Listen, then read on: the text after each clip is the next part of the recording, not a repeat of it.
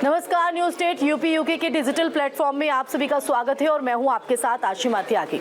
आज हम बात करेंगे शेख हसीना की, बांग्लादेश में बिगड़ते राजनीतिक हालातों की और उसके बाद जिस तरह से तख्ता पलट हुआ है, उसके बाद शेख हसीना ने भारत में शरण ली है। भारत के गाजियाबाद में वो पहुंचती है, हिंडन बेस पर उनकी लैंडिंग होती है और उसके बाद वो वहां से मूव कर जाती है। हालांकि अभी शेख हसीना कहाँ है इसका अभी कुछ पता नहीं है, लेकिन उसके बाद लगातार बयानबाजियों का दौर भी जारी है। इस तख्ता पलट के बीच, इस राजनीतिक संकट के बीच जो है वो शेख हसीना के बेटे का भी बयान सामने आया, जिसमें सजीब जॉय की तरफ से ये कहा गया है कि वो राजनीति में भी वापस नहीं लौटेंगे। यानी पहले देश छोड़ा, अब राजनीति छोड़ने की भी बात यहाँ पर सामने आ रही है। हालांकि कंगना रनौत और कई एक्ट्रेस भी आगे आए हैं, जिस तरह से बांग्लादेश में हालात बने हुए हैं उसकी वो निंदा कर रहे हैं। और कंगना रनौत ने तो यहाँ तक भी कह दिया है कि मुस्लिम देश सुरक्षित ही नहीं है। जो लोग सवाल करते थे कि राम राज्य की और आखिर राम राज्य ही क्यों, उनको एक सटीक जवाब बांग्लादेश में जो उभरते राजनीतिक संकट के बीच हालात हैं वो सटीक जवाब है। मेरे साथ मेरी सहयोगी भी इस चर्चा में शामिल होंगी,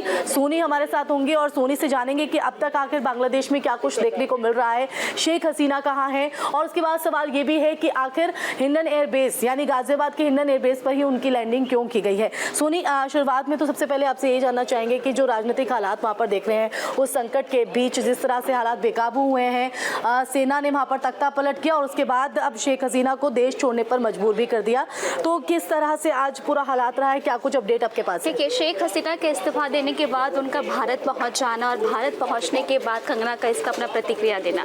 कंगना ने पोस्ट कर कहा है कि बांग्लादेश से शेख हसीना का भारत आना ये बताता है कि वो खुद को भारत में बहुत ही सुरक्षित महसूस करती है। उन्होंने यहाँ तक कहा है कि बांग्लादेश में कोई भी मुसलमान भी सुरक्षित नहीं है। तो ये उन्होंने कहा कि जो लोग पूछते हैं कि क्या है राम राज्य, तो ये उनके लिए सटीक जवाब है शेख हसीना का भारत आना, कि वो यहाँ पे अपने आप को सुरक्षित महसूस करती हैं। और साथ उन्होंने ये भी पोस्ट कर कहा है कि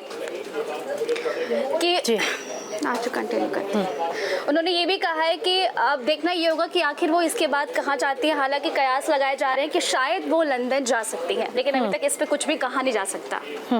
बिल्कुल, लेकिन इसके अलावा सोनम कपूर ने भी वो भी आगे आई हैं और जिस तरह से कंगना रनौत ने धार्मिक एंगल देने की यहाँ पर कोशिश की है। जाहिर तौर पर जो इस वक्त बांग्लादेश में हम देख रहे हैं, ये भी जानकारी सामने आ रही है कि वहाँ पर हिंदुओं के घरों को जलाया गया है, मंदिरों को तोड़ा गया है, उन्हें भी आग के हवाले कर दिया गया है। वहाँ का भी जरा स्टेटस रिपोर्ट बताइएगा। ठीक है, वहाँ पे अभी ये है कि वहाँ पे काफी लोग हैं जो प्रदर्शन कर रहे हैं और लगातार ये शायद 1971 की बात है जब कोई बिल वगैरह पास हुआ था जिसको लेकर लोगों ने आरक्षण में काफी बच्चों की भी मौत हुई थी। मुझे सही आंकड़ा उनका पता नहीं है, लेकिन उसको लेकर अभी तक मतलब लोगों के मन में ये अभी भी है, इसका विरोध अभी लगातार लोग कर रहे हैं। तो बिल्कुल जाहिर तौर पर आरक्षण विरोधी छात्र आंदोलन जो है वो वहाँ पर देखा जा रहा था। हालांकि कुछ वापस भी लिए गए थे फैसले शेख हसीना की तरफ से, लेकिन उसके बावजूद भी जो विद्रोह है वो विद्रोह की आग यहाँ पर देखने को मिल रही है। और अब ये आग इतनी फैल गई है कि हिंदुओं के घरों तक वहाँ पर क्षति पहुंचाई जा रही है, मंदिरों को वहाँ पर तोड़ा जा रहा है और अत्याचार इस वक्त कहीं ना कहीं हो रहा है। मेरे साथ मेरे सहयोगी पंकज जी भी इस चर्चा में शामिल हो गए हैं, जो हम बताएंगे कि यूपी के लिहाज से अगर हम देखें वहाँ की राजनीतिक स्थिति को भी,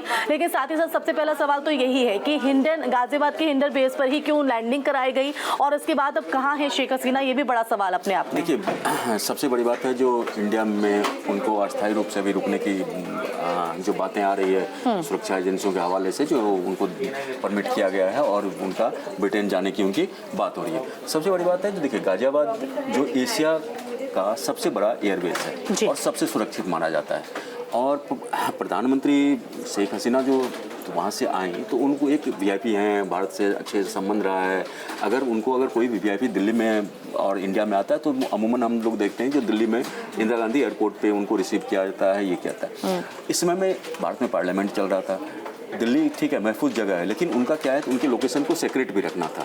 जैसे ही उन्होंने वहाँ से उड़ान भरा और सूत्रों के हवाले से खबर ये आ रही जो जैसे ही उनको सेना ने कहा कि भैया आप देश खाली कर दीजिए, नहीं तो यहाँ स्थिति और हालात बिगड़ सकते हैं, तो उन्होंने उससे उनकी इच्छा थी जो हम देश छोड़ने से पहले वहाँ के आवाम को हम संबोधित करें, लेकिन उनको इतना भी मौका नहीं दिया गया। उन्हें आनन फानन में सुरक्षा एजेंसियों से संपर्क करके, भारत सरकार से संपर्क करके वो वहाँ से, और तभी हमने देखा है कि राफेल विमान भी सक्रिय होते हैं जब लैंडिंग यहाँ पर होती है। अजीत डोभाल भी उनसे मुलाकात करते हैं। जो खबरें आ रही है, जैसे वहाँ से ढाका से इनका विमान उड़ा, विमान उड़ने के बाद कलकत्ता से 10 से 15 किलोमीटर की दूरी पे थी, वहाँ से हमारे रडार में उनको ट्रैकिंग करना शुरू हो गया। और किसी भी अप्रत्याशित घटना स्थिति निपटने के लिए हमारे यहाँ से कलकत्ता एयरबेस से और कई जगहों से राफेल को तैनात कर दिया गया था। अगर कुछ अनहोनी वाली बात होती है तो फिर वो एक्टिव हो जाए। उसके बाद उनके विमान को अब कहाँ उतारा जाए उसकी जदोजहद शुरू हो गई, तो कहाँ उतारा जाए। उसके बाद उनके विमान को कलकत्ता से पटना, पटना से लखनऊ, लखनऊ होते हुए फिर ढाका के रास्ते, ढाका से कलकत्ता, कलकत्ता से पटना, पटना से फिर आपको भारत में गाजियाबाद, लखनऊ और गाजियाबाद में उनको लैंड करा गया। आप देखिए जैसे ही ये हुआ उनकी लैंडिंग होती है, अजीत डोभाल लगातार एक्टिव थे। डोभाल जैसे ही उनको रिसीव करने वहाँ पहुंचे, उनसे लगातार 1.5-2 घंटे तक मीटिंग की। देखिए पीएम की भी नजर है इसमें, पीएम की और सर्वदलीय बैठक भी बुलाई गई जिसमें अब सुरक्षा बॉर्डर्स की जो है वो भी यहाँ पर बढ़ा दी गई है। लेकिन इसी के साथ कहीं ना कहीं अब पंकज जी ये सवाल भी है कि शेख हसीना अब कहाँ शरण लेंगी। अभी तो ठीक है वो भारत में है और कहाँ है, उनकी सुरक्षा के लिहाज से कहीं ना कहीं ये सीक्रेट है, ये होना भी लाजमी है।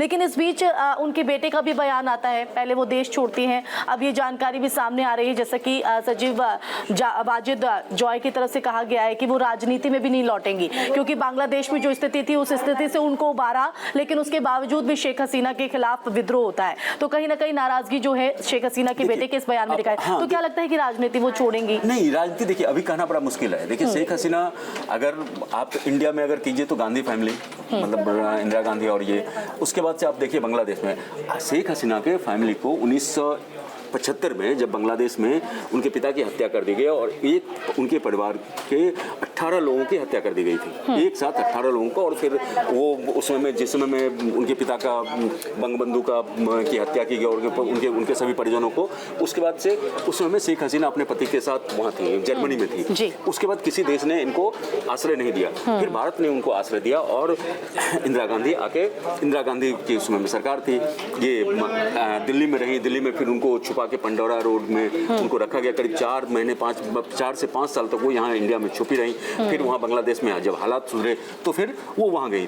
तो अब जो सवाल उठता है, जो इनका जो अभी जानकारी आ रही है, इंडियन एयरबेस से इनका जो फ्लाइट है सो उड़ चुका है, वहाँ से मूव वो कर चुकी हैं। तो अभी तक जो खबरें आ रही है, जो लंदन से इन्हें अभी मंजूरी मिली नहीं है, जो वो वहाँ पे वो जाके वीजा वगैरह का जो भी होता है वो अभी उनका नेगोशिएशन के बाद उनका अभी क्लियर हुआ नहीं है। तो हो सकता है कि इंडिया में ही कहीं। लेकिन अब इस चर्चा से पहले पंकज जी आप कह रहे थे कि एक चीज और यूपी के लिहाज से सिर्फ मैं एक और जिक्र करना चाहता हूँ। शेख हसीना का इंडिया से मूवमेंट होना या मूवमेंट की खबरें आना इस लिहाज से भी जरूरी है। जो बांग्लादेश में अभी क्या है, जो जो कम्युनल जो फोर्सेज है वहाँ सक्रिय हो गए, क्योंकि इनकी छवि जो थी एक उदारवादी नेता की थी। तो इंडिया से इनका शेख हसीना का विमान का उड़ना और खबरों में आना इस लिहाज से भी है कि वहाँ जो हिंदुओं के खिलाफ, हिंदू मंदिरों को तो तोड़ा जा रहा है, हिंदुओं के खिलाफ जैसे हिंसा की खबरें आ रही है, तो उसको एक तरह से न्यूट्रलाइज करने के लिए भी हो सकता है गवर्नमेंट का एक तरह से ये हो।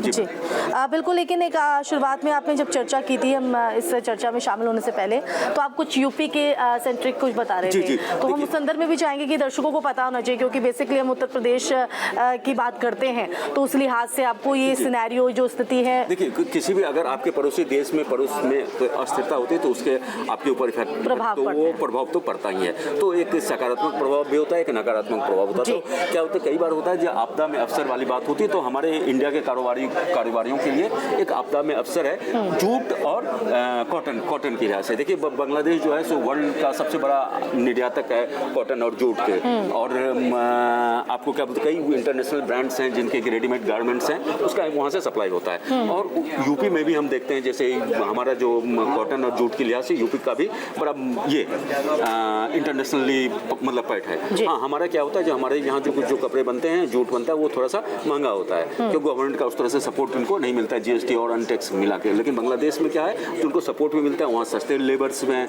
तो इंडिया के मुकाबले तो वहाँ का सस्ता होता है। तो अब इसके में क्या है, जो अगर बांग्लादेश में अस्थिरता है तो हमारे यूपी के और हमारे इंडियंस को इस डिमांड की, इंटरनेशनल डिमांड को हम पूरा कर सकते हैं। और आप जानती हैं जो उत्तर प्रदेश में भदोही हो गया, बनारस हो गया, कानपुर हो गया, नोएडा हो गया, कई से जो कॉटन और इसके लिए काफ़ी मतलब जूट के लिए मजबूत है और गारमेंट्स का है। तो उम्मीद अगर की जाती है, अगर सही से ऑर्डर को ये किया जाए तो इंडिया को उसको यहाँ के कारोबारियों को फायदा पॉजिटिव माना जा सकता है। और एक आंकड़े अभी तक आ रहे हैं जो 8 से 10 मिलियन का इंडिया को उसका फायदा यूपी के कारोबारी को मिल सकता है। बिल्कुल, बहुत एक अच्छी जानकारी आपने दी है। लेकिन नेगेटिव इस वक्त कहीं ना कहीं हालात वहाँ पर देखे जा रहे हैं, लेकिन इस नेगेटिव हालातों के बीच उत्तर प्रदेश के लिहाज से कहीं ना कहीं शुभ संकेत है, जैसे कि पंकज जी ने बताया है।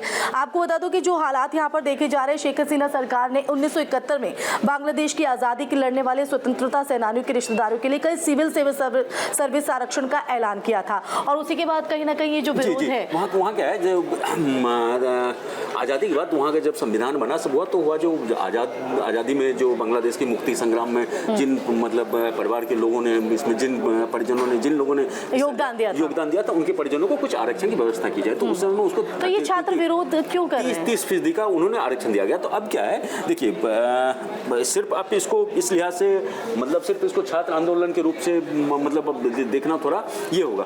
अब छात्र आंदोलन है, ठीक है, छात्र आंदोलन के बीच क्या ताकतें काम कर रही है, सबसे बड़ी बात ये है। बेसिकली पहले मैं ये बता दूं क्या हुआ, घटनाक्रम क्या हुआ और फिर ये चिंगारी कैसे सुलझी। तो इसमें सबसे बड़ी बात हुई जो वहाँ पे लगातार इस बात की मतलब ये हो रही थी, जो 30% जो आरक्षण है उसको खत्म किया जाए। अब ये देखिए ये क्या है, लेकिन कहा जा रहा है कि कुछ फैसले तो वापस भी लिए थे शेख हसीना के सुप्रीम कोर्ट के थ्रू उसको कम किया था, आंकड़ा को जो 30% था वो 10 के अप्रॉक्स लाया गया था। लेकिन चूंकि वहाँ के जिहादी जो ताकतें हैं, वहाँ की जिहादी ताकतें लगातार उभर रही थी, जो हमने पिछले चुनाव में देखा, जो इन पे हसीना पे हिंसा और ये करवाने का भी आरोप लगा। चुनाव में कई पार्टियों ने शिरकत नहीं की, उसके बाद इनकी सरकार बनी।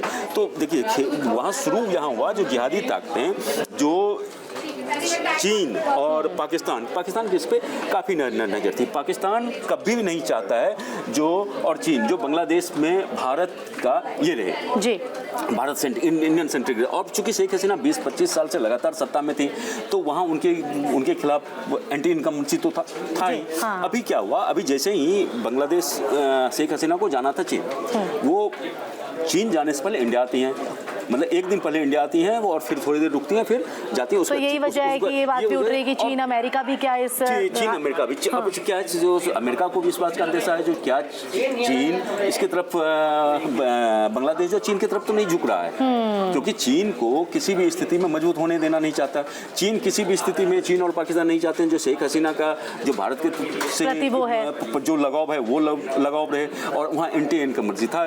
इन्हीं कुछ ताकतों ने और जिहादी ताकतों ने इस वक्त वो स्थिति यहाँ पर वो हालात वहाँ पैदा करते हैं। देखिए इसका एक सबसे बड़ा संकेत है जो बांग्लादेश का मुक्ति संग्राम जो है, बांग्लादेश की आज़ादी बंगबंधु ने दिलाया। और देखिए कल जो वहाँ से जो तस्वीरें आई, उनकी प्रतिमा को तोड़ने का क्या मतलब था? बिल्कुल, जो जिसने अब जैसे हमारे यहाँ महात्मा गांधी की प्रतिमा को अगर तोड़ दी थी कितना आक्रोश होगा, है ना। तो इस तरह से जो वहाँ जो संकेत मतलब उस तरह से आ रहा है, तो जिहादी ताकतें हैं। तो ये छात्र आंदोलन के आड़ में कुछ जिहादी इसमें शामिल हो गए, और शायद यही वजह है कि इस वक्त बांग्लादेश सेना को मौका अच्छा मौका मिल गया, जैसे हम पाकिस्तान में, और इसी वजह से बांग्लादेश अब देखिए इस आग में सुलग रहा है। ये आग कब तक जो लपटें हैं वो शांत होती हैं, शेख हसीना कहाँ पहुँचती हैं, क्योंकि कई ऐसे सवाल यहाँ पर लगातार बने हुए हैं। लेकिन इन सवालों के बीच ये जो वहाँ पर राजनीतिक हालातों में संकट के बादल देखने को मिल रहे हैं, वो कब तक छटते हैं देखना होगा। इसी के साथ इस टॉपिक में, इस विषय में आज चर्चा पर यही विराम लगाते हैं। पंकज जी फिर नए विषय के साथ हाजिर होंगे। नमस्कार।